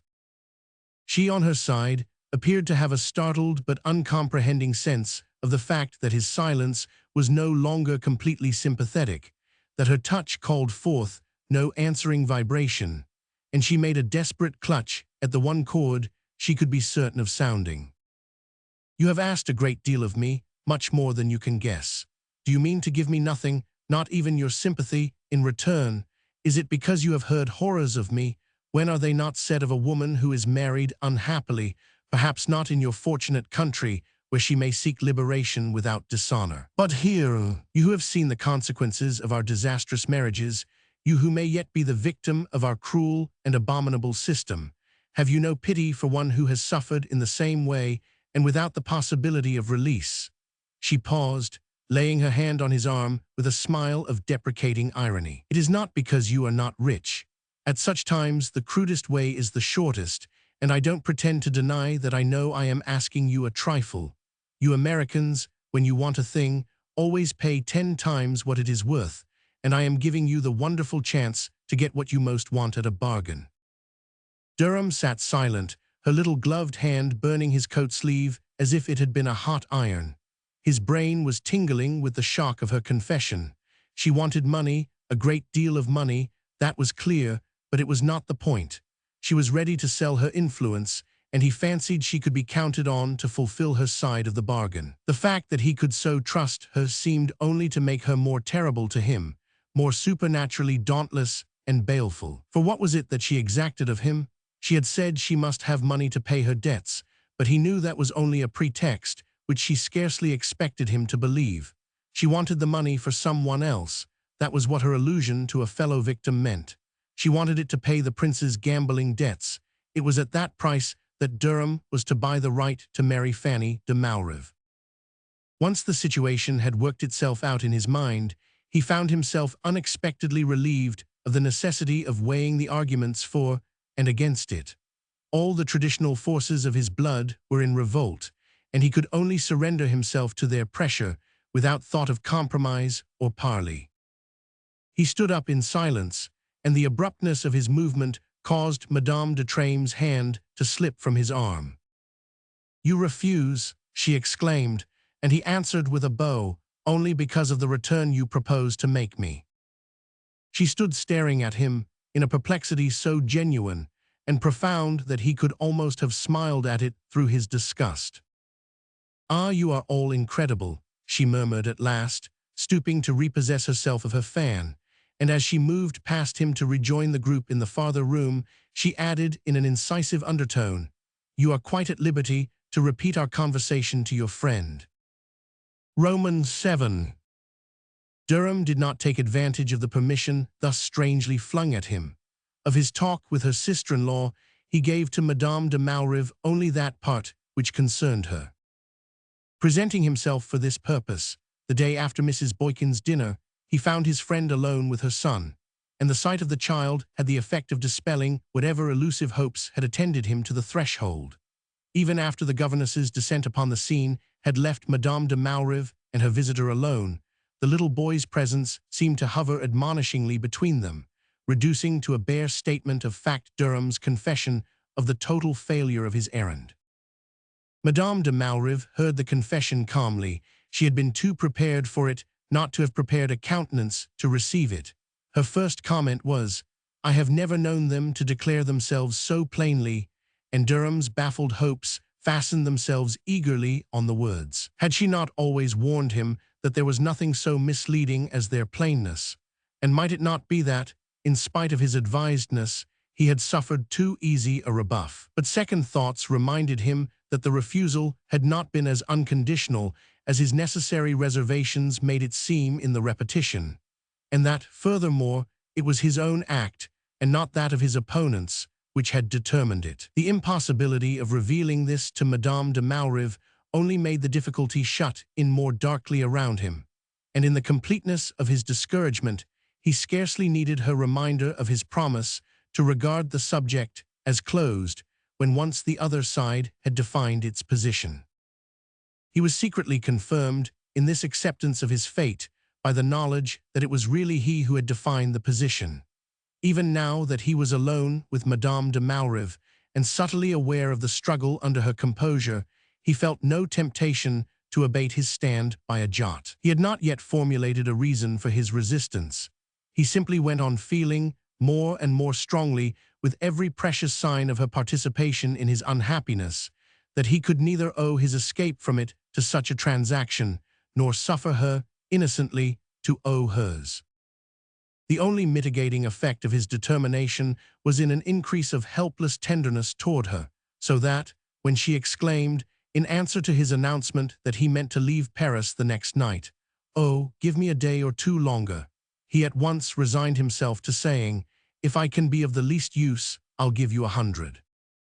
She answered sadly that all he could do would be to let her feel that he was there, just for a day or two, till she had readjusted herself to the idea of going on in the old way, and on this note of renunciation they parted. But Durham, however pledged to the passive part, could not long sustain it without rebellion. To hang round the shut door of his hopes seemed, after 2 long days, more than even his passion required of him, and on the 3rd he dispatched a note of goodbye to his friend. He was going off for a few weeks, he explained.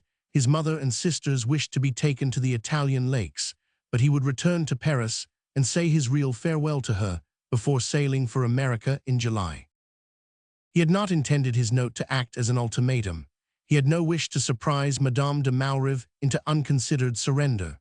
When almost immediately his own messenger returned with a reply from her, he even felt a pang of disappointment, a momentary fear lest she should have stooped a little from the high place where his passion had preferred to leave her. But her first words turned his fear into rejoicing. "Let me see you before you go. Something extraordinary has happened," she wrote.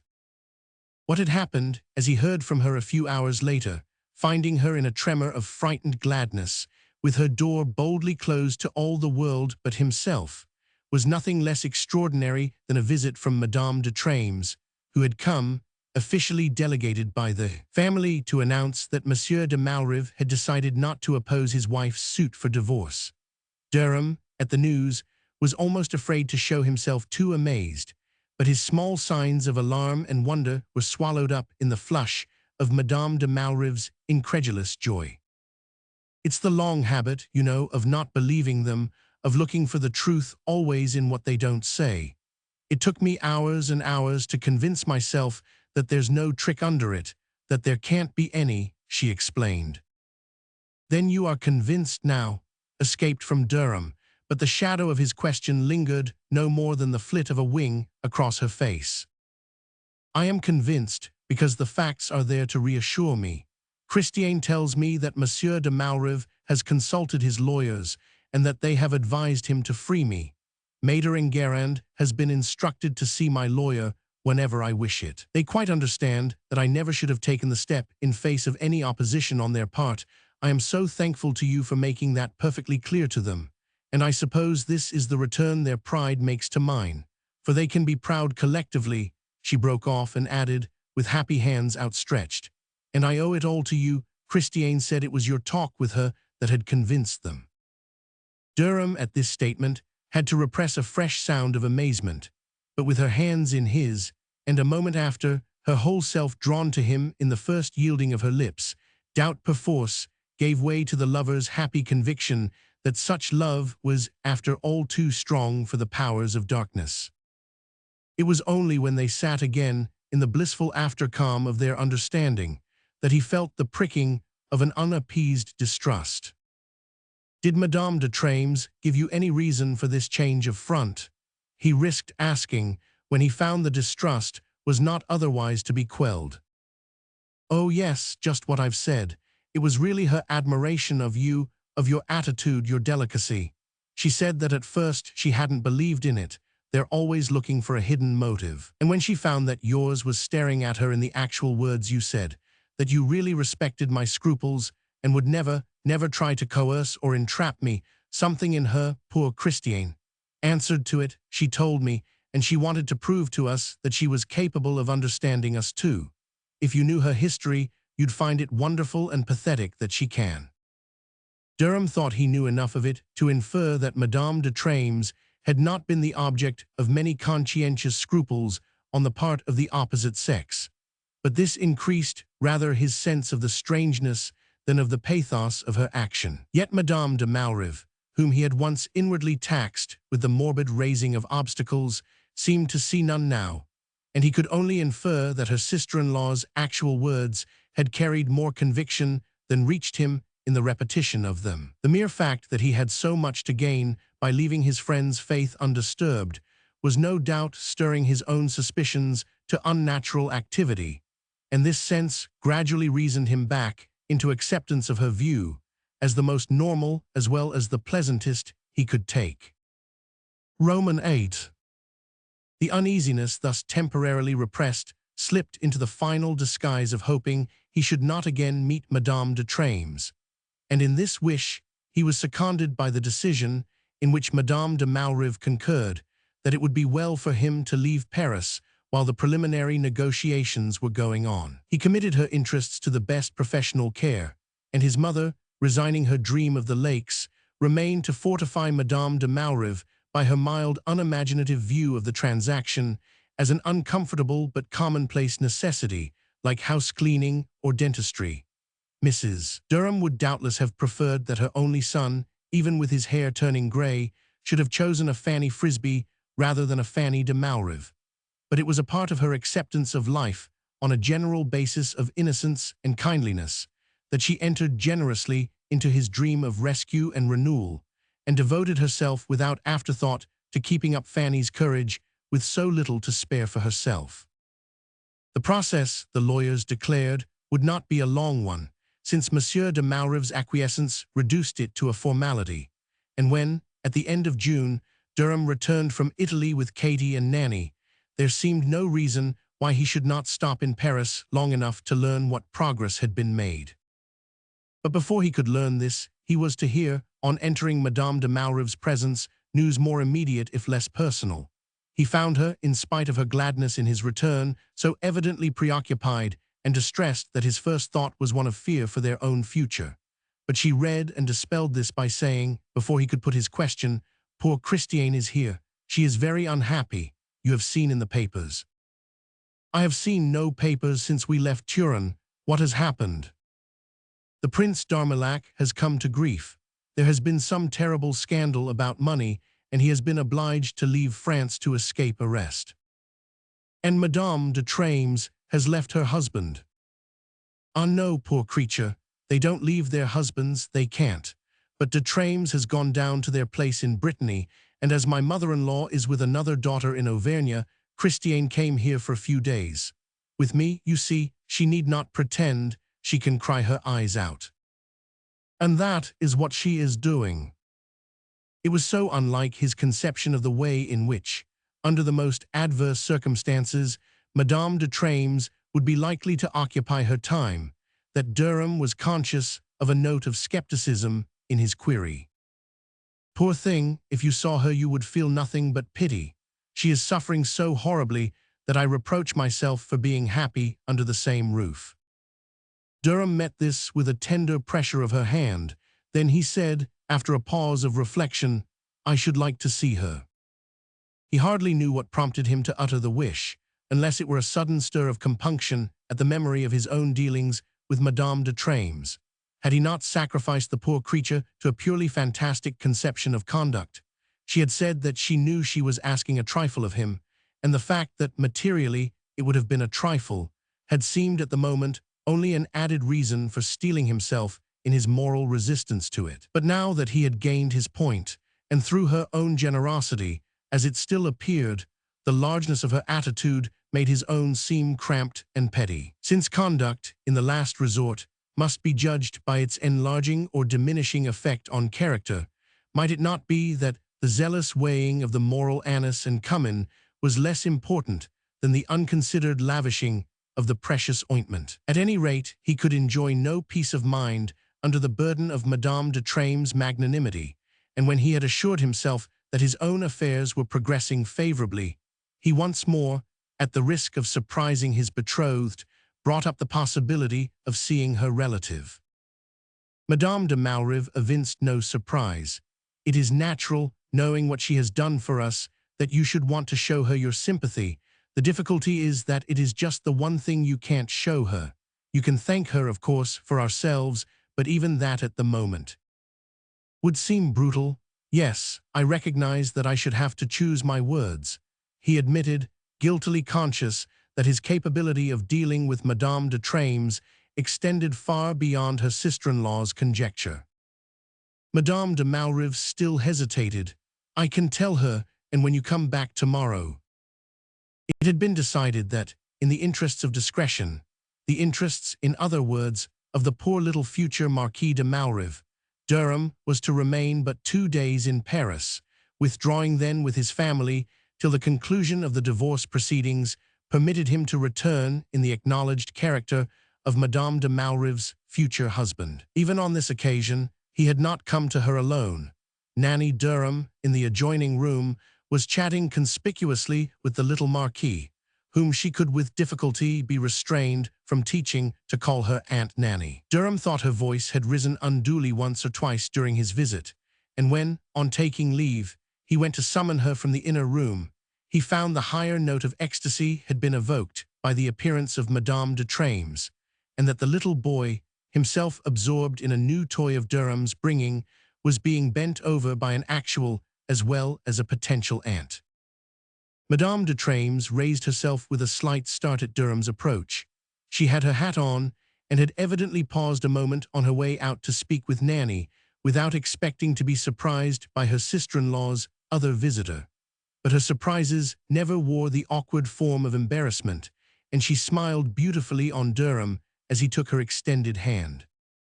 The smile was made the more appealing by the way in which it lit up the ruin of her small dark face, which looked seared and hollowed as by a flame that might have spread over it from her fevered eyes.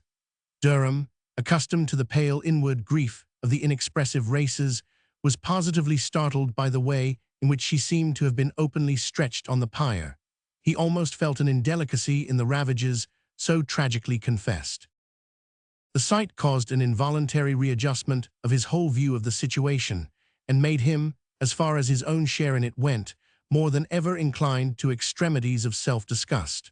With him, such sensations required, for his own relief, some immediate penitential escape, and as Madame de Treymes turned toward the door, he addressed a glance of entreaty to his betrothed.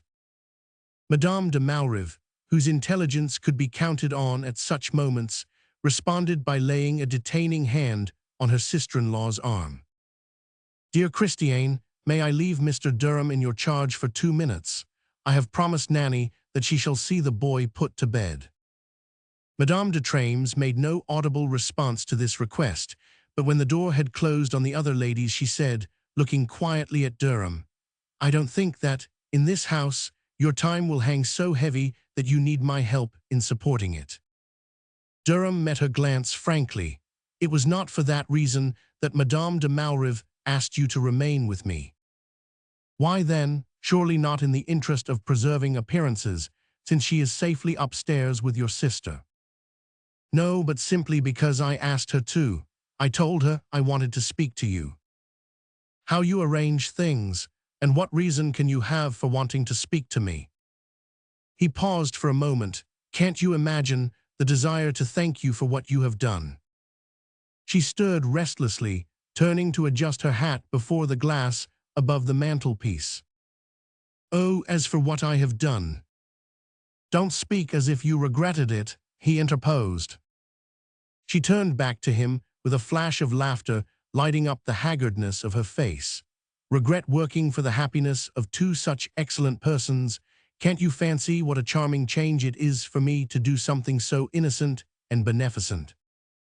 He moved across the room and went up to her, drawing down the hand which still flitted experimentally about her hat. Don't talk in that way, however much one of the persons of whom you speak may have deserved it. One of the persons, do you mean me? He released her hand, but continued to face her resolutely. I mean myself, as you know, you have been generous, extraordinarily generous. Ah, but I was doing good in a good cause. You have made me see that there is a distinction. He flushed to the forehead. I am here to let you say whatever you choose to me. Whatever I choose, she made a slight gesture of deprecation. Has it never occurred to you that I may conceivably choose to say nothing? Durham paused, conscious of the increasing difficulty of the advance. She met him, parried him, at every turn. He had to take his baffled purpose back to another point of attack. Quite conceivably, he said, so much so that I am aware I must make the most of this opportunity, because I am not likely to get another. But what remains of your opportunity, if it isn't one to me? It still remains, for me, an occasion to abase myself. He broke off, conscious of a grossness of illusion that seemed, on a closer approach, the real obstacle to full expression. But the moments were flying, and for his self-esteem's sake, he must find some way of making her share the burden of his repentance. There is only one thinkable pretext for detaining you. It is that I may still show my sense of what you have done for me. Madame de Treymes, who had moved toward the door, paused at this and faced him, resting her thin brown hands on a slender sofa back. How do you propose to show that sense? She inquired. Durham colored still more deeply. He saw that she was determined to save her pride by making what he had to say of the utmost difficulty. Well, he would let his expiation take that form, then. It was as if her slender hands held out to him the fool's cap he was condemned to press down on his own ears. By offering in return, in any form, and to the utmost, any service you are forgiving enough to ask of me. She received this with a low sound of laughter that scarcely rose to her lips. You are princely, but my dear sir, does it not occur to you that I may, meanwhile, have taken my own way of repaying myself for any service I have been fortunate enough to render you? Durham, at the question, or still more, perhaps, at the tone in which it was put, felt through his compunction a vague, faint chill of apprehension. Was she threatening him or only mocking him? Or was this barbed swiftness of retort only the wounded creature's way of defending the privacy of her own pain? He looked at her again and read his answer in the last conjecture. I don't know how you can have repaid yourself for anything so disinterested, but I am sure, at least, that you have given me no chance of recognizing, ever so slightly, what you have done. She shook her head with the flicker of a smile on her melancholy lips. Don't be too sure. You have given me a chance and I have taken it to the full. So fully, she continued, keeping her eyes fixed on his, that if I were to accept any farther service you might choose to offer, I should simply be robbing you shamelessly. She paused and added in an undefinable voice, I was entitled, wasn't I, to take something in return for the service I had the happiness of doing you. Durham could not tell whether the irony of her tone was self-directed or addressed to himself. Perhaps it comprehended them both. At any rate, he chose to overlook his own share in it in replying earnestly, so much so that I can't see how you can have left me nothing to add to what you say you have taken. Ah, but you don't know what that is. She continued to smile, elusively, ambiguously. And what's more, you wouldn't believe me if I told you. How do you know? He rejoined. You didn't believe me once before, and this is so much more incredible. He took the taunt full in the face.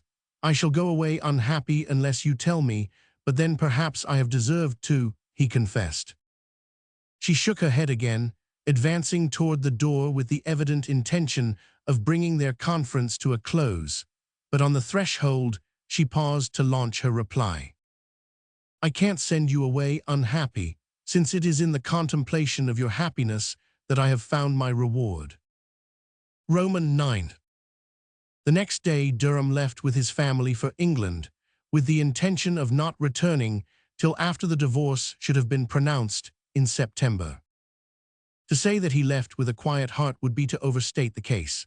The fact that he could not communicate to Madame de Treymes the substance of his talk with her sister-in-law still hung upon him uneasily.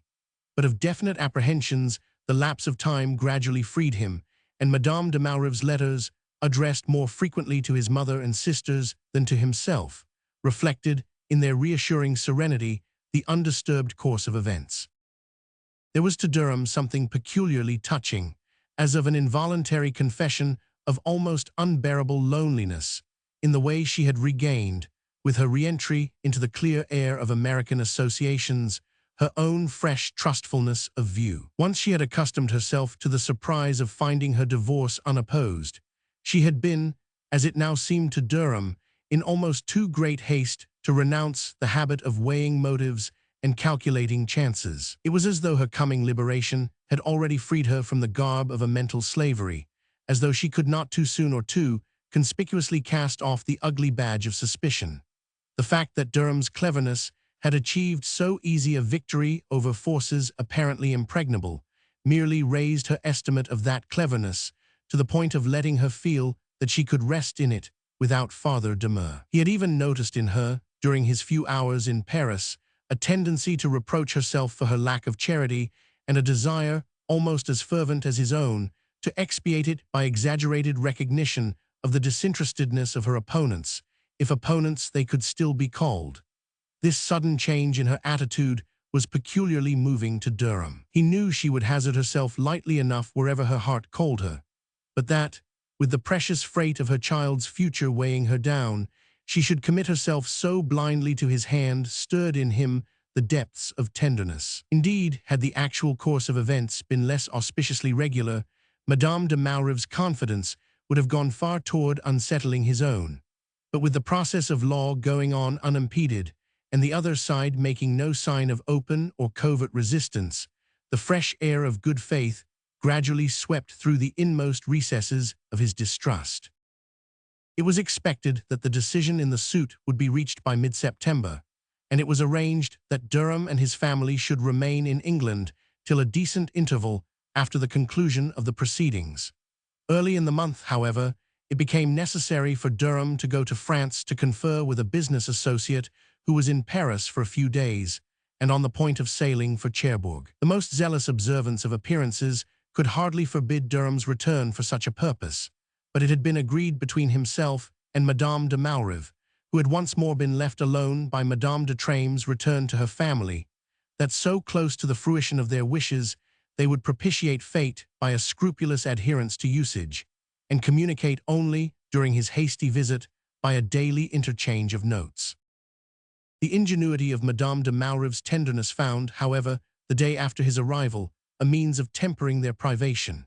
"Christiane," she wrote, "is passing through Paris on her way from Trouville and has promised to see you for me if you will call on her today. She thinks there is no reason why you should not go to the Hotel de Treymes, as you will find her there alone, the family having gone to Auvergne. She is really our friend and understands us."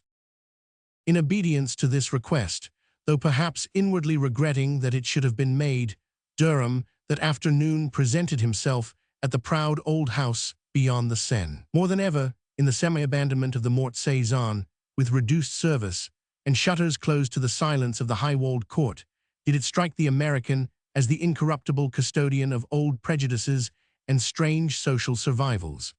The thought of what he must represent to the almost human consciousness which such old houses seem to possess made him feel like a barbarian desecrating the silence of a temple of the earlier faith. Not that there was anything venerable in the attestations of the Hotel de Treymes, except in so far as, to a sensitive imagination, every concrete embodiment of a past order of things testifies to real convictions once suffered for. Durham, at any rate, always alive in practical issues to the view of the other side, had enough sympathy left over to spend it sometimes, whimsically, on such perceptions of difference. Today, especially, the assurance of success, the sense of entering like a victorious beleaguerer receiving the keys of the stronghold, disposed him to a sentimental perception of what the other side might have to say for itself, in the language of old portraits, old relics, old usages dumbly outraged by his mere presence. On the appearance of Madame de Treymes, however, such considerations gave way to the immediate act of wondering how she meant to carry off her share of the adventure. Durham had not forgotten the note on which their last conversation had closed, the lapse of time serving only to give more precision and perspective to the impression he had then received. Madame de Treymes' first words implied a recognition of what was in his thoughts. "It is extraordinary, my receiving you here, but que voulez-vous? There was no other place, and I would do more than this for our dear Fanny." Durham bowed. "It seems to me that you are also doing a great deal for me." "Perhaps you will see later that I have my reasons," she returned, smiling, "but before speaking for myself, I must speak for Fanny." She signed to him to take a chair near the sofa corner in which she had installed herself, and he listened in silence while she delivered Madame de Malrive's message and her own report of the progress of affairs. "You have put me still more deeply in your debt," he said, as she concluded. "I wish you would make the expression of this feeling a large part of the message I send back to Madame de Malrive." She brushed this aside with one of her light gestures of deprecation.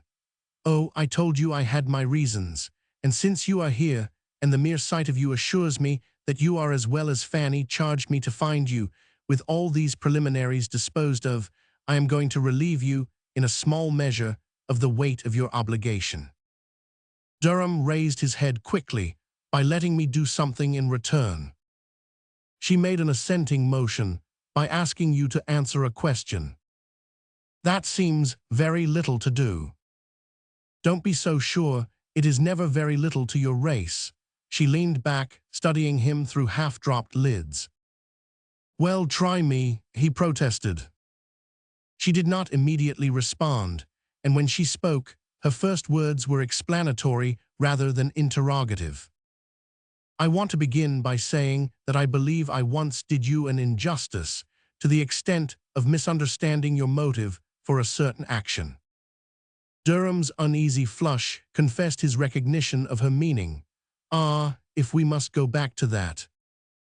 You withdraw your assent to my request?" "By no means, but nothing consolatory you can find to say on that point can really make any difference." "Will not the difference in my view of you perhaps make a difference in your own?" She looked at him earnestly, without a trace of irony in her eyes or on her lips. "It is really I who have an amend to make, as I now understand the situation. I once turned to you for help in a painful extremity, and I have only now learned to understand your reasons for refusing to help me." "Oh, my reasons," groaned Durham. "I have learned to understand them," she persisted, "by being so much lately with Fanny." "But I never told her," he broke in. "Exactly, that was what told me. I understood you through her and through your dealings with her. There she was, the woman you adored and longed to save, and you would not lift a finger to make her yours by means which would have seemed, I see it now, a desecration of your feeling for each other." She paused, as if to find the exact words for meanings she had never before had occasion to formulate. "It came to me first, a light on your attitude, when I found you had never breathed to her a word of our talk together. She had confidently commissioned you to find a way for her, as the medieval lady sent a prayer to her knight to deliver her from captivity, and you came back, confessing you had failed, but never justifying yourself by so much as a hint of the reason why. And when I had lived a little in Fanny's intimacy, at a moment when circumstances helped to bring us extraordinarily close, I understood why you had done this, why you had let her take what view she pleased of your failure, your passive acceptance of defeat, rather than let her suspect the alternative offered you. You couldn't, even with my permission, betray to anyone a hint of my miserable secret, and you couldn't, for your life's happiness, pay the particular price that I asked."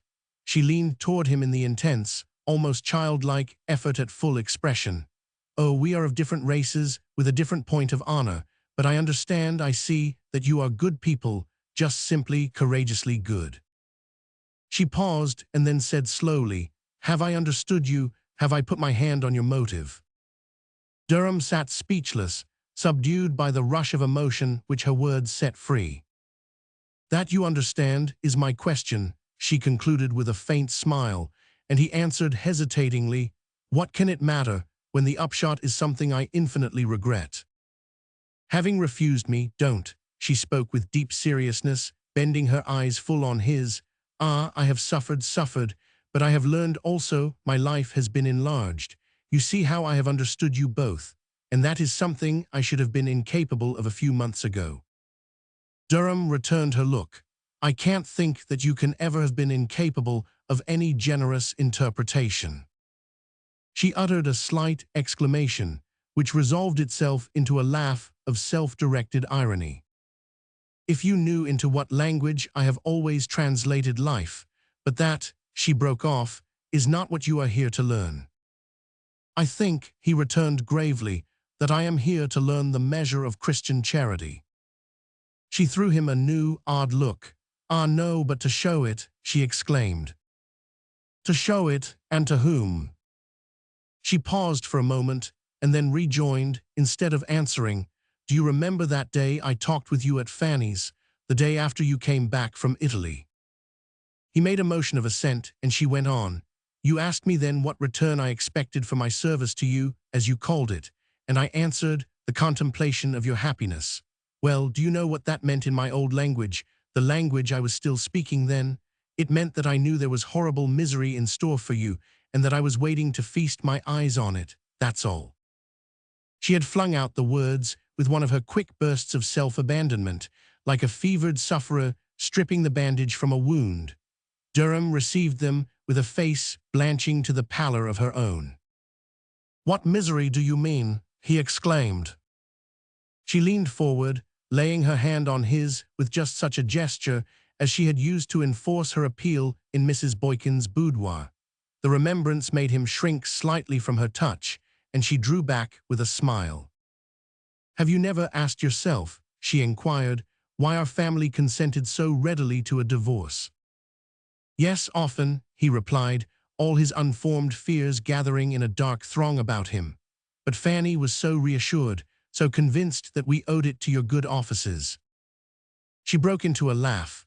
My good offices, will you never, you Americans, learn that we do not act individually in such cases, that we are all obedient to a common principle of authority? Then it was not you. She made an impatient shrugging motion. Oh, you are too confiding. It is the other side of your beautiful good faith.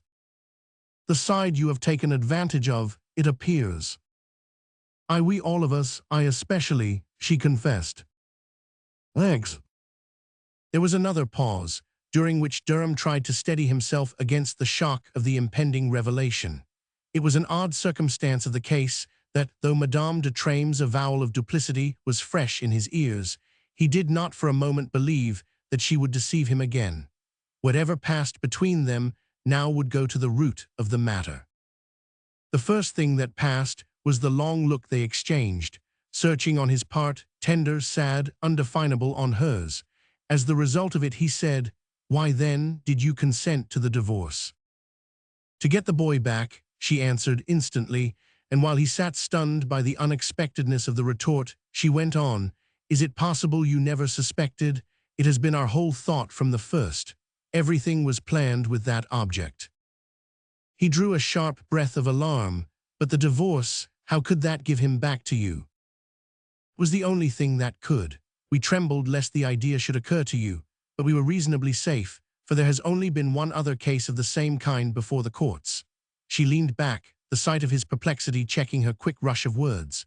You didn't know, she began again, that in that case, on the remarriage of the mother, the courts instantly restored the child to the father, though he had, well, given as much cause for divorce as my unfortunate brother. Durham gave an ironic laugh. Your French justice takes a grammar and dictionary to understand. She smiled. We understand it, and it isn't necessary that you should. So it would appear, he exclaimed bitterly. Don't judge us too harshly, or not, at least, till you have taken the trouble to learn our point of view. You consider the individual, we think only of the family. Why don't you take care to preserve it then? Ah, that's what we do, in spite of every aberration of the individual. And so, when we saw it was impossible that my brother and his wife should live together, we simply transferred our allegiance to the child. We constituted him the family. A precious kindness you did him, if the result is to give him back to his father. That, I admit, is to be deplored, but his father is only a fraction of the whole. What we really do is to give him back to his race, his religion, his true place in the order of things. His mother never tried to deprive him of any of those inestimable advantages. Madame de Treymes unclasped her hands with a slight gesture of deprecation. Not consciously, perhaps, but silences and reserves can teach so much. His mother has another point of view. Thank heaven, Durham interjected. Thank heaven for her, yes, perhaps, but it would not have done for the boy. Durham squared his shoulders with the sudden resolve of a man breaking through a throng of ugly phantoms. You haven't yet convinced me that it won't have to do for him. At the time of Madame de Treymes' separation, the court made no difficulty about giving her the custody of her son, and you must pardon me for reminding you that the father's unfitness was the reason alleged. Madame de Treymes shrugged her shoulders. And my poor brother, you would add, has not changed, but the circumstances have, and that proves precisely what I have been trying to show you, that in such cases, the general course of events is considered, rather than the action of any one person. Then why is Madame de Treymes' action to be considered? Because it breaks up the unity of the family. Unity broke from Durham, and Madame de Treymes gently suffered his smile. Of the family tradition, I mean, it introduces new elements. You are a new element. Thank heaven, said Durham again. She looked at him singularly. Yes, you may thank heaven. Why isn't it enough to satisfy Fanny? Why isn't what enough? Your being, as I say, a new element, taking her so completely into a better air. Why shouldn't she be content to begin a new life with you without wanting to keep the boy too? Durham stared at her dumbly. I don't know what you mean, he said at length. I mean that in her place, she broke off, dropping her eyes. She may have another son, the son of the man she adores. Durham rose from his seat and took a quick turn through the room. She sat motionless, following his steps through her lowered lashes, which she raised again slowly as he stood before her. Your idea, then, is that I should tell her nothing, he said. Tell her now, but my poor friend, you would be ruined. Exactly, he paused. Then why have you told me? Under her dark skin, he saw the faint color stealing. We see things so differently, but can't you conceive that, after all that has passed, I felt it a kind of loyalty not to leave you in ignorance. And you feel no such loyalty to her. Ah, I leave her to you, she murmured, looking down again. Durham continued to stand before her, grappling slowly with his perplexity, which loomed larger and darker as it closed in on him. You don't leave her to me, you take her from me at a stroke. I suppose, he added painfully, I ought to thank you for doing it before it's too late. She stared. I take her from you, I simply prevent your going to her unprepared. Knowing Fanny as I do, it seemed to me necessary that you should find a way in advance, a way of tiding over the first moment. That, of course, is what we had planned that you shouldn't have. We meant to let you marry, and then. Oh, there is no question about the result. We are certain of our case. Our measures have been taken de loin. She broke off, as if oppressed by his stricken silence. You will think me stupid, but my warning you of this is the only return I know how to make for your generosity. I could not bear to have you say afterward that I had deceived you twice. Twice, he looked at her perplexedly, and her color rose. I deceived you once, that night at your cousin's, when I tried to get you to bribe me. Even then we meant to consent to the divorce. It was decided the first day that I saw you. He was silent, and she added, with one of her mocking gestures, You see from what a milieu you are taking her. Durham groaned. She will never give up her son. How can she help it? After you are married, there will be no choice. No, but there is one now. Now she sprang to her feet, clasping her hands in dismay. Haven't I made it clear to you? Haven't I shown you your course? She paused, and then brought out with emphasis, I love Fanny, and I am ready to trust her happiness to you." "I shall have nothing to do with her happiness," he repeated doggedly. She stood close to him, with a look intently fixed on his face. "Are you afraid?" she asked with one of her mocking flashes. "Afraid of not being able to make it up to her?" Their eyes met, and he returned her look steadily. "No, if I had the chance, I believe I could." "I know you could," she exclaimed. "That's the worst of it," he said with a cheerless laugh. "The worst? Don't you see that I can't deceive her, can't trick her into marrying me now?" Madame de Treymes continued to hold his eyes for a puzzled moment after he had spoken. Then she broke out despairingly, "Is happiness never more to you, then, than this abstract standard of truth?" Durham reflected, "I don't know, it's an instinct. There doesn't seem to be any choice." "Then I am a miserable wretch for not holding my tongue." He shook his head sadly. "That would not have helped me, and it would have been 1,000 times worse for her." "Nothing can be as bad for her as losing you. Aren't you moved by seeing her need?" "Horribly, are not you?" he said, lifting his eyes to hers suddenly. She started under his look. "You mean, why don't I help you? Why don't I use my influence? Ah, if you knew how I have tried." "And you are sure that nothing can be done?" "Nothing, nothing. What arguments can I use? We abhor divorce. We go against our religion in consenting to it, and nothing short of recovering the boy could possibly justify us." Durham turned slowly away. "Then there is nothing to be done," he said, speaking more to himself than to her. He felt her light touch on his arm. "Wait, there is one thing more." She stood close to him, with entreaty written on her small, passionate face. "There is one thing more," she repeated, "and that is to believe that I am deceiving you again." He stopped short with a bewildered stare.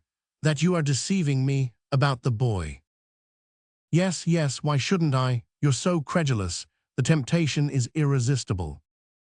"Ah, it would be too easy to find out." "Don't try, then. Go on as if nothing had happened. I have been lying to you," she declared with vehemence. "Do you give me your word of honor?" he rejoined. "A liar's I haven't any. Take the logic of the facts instead. What reason have you to believe any good of me? And what reason have I to do any to you? Why on earth should I betray my family for your benefit? Ah, don't let yourself be deceived to the end." She sparkled up at him, her eyes suffused with mockery, but on the lashes he saw a tear. He shook his head sadly. "I should first have to find a reason for your deceiving me. Why, I gave it to you long ago. I wanted to punish you, and now I've punished you enough." "Yes, you've punished me enough," he conceded. The tear gathered and fell down her thin cheek. "It's you who are punishing me now. I tell you I'm false to the core.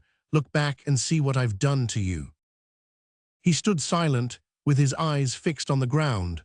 Then he took one of her hands and raised it to his lips. "You poor, good woman," he said gravely. Her hand trembled as she drew it away. "You're going to her straight from here?" "Yes, straight from here. To tell her everything, to renounce your hope. That is what it amounts to, I suppose." She watched him cross the room and lay his hand on the door. "Ah, you poor, good man," she said with a sob.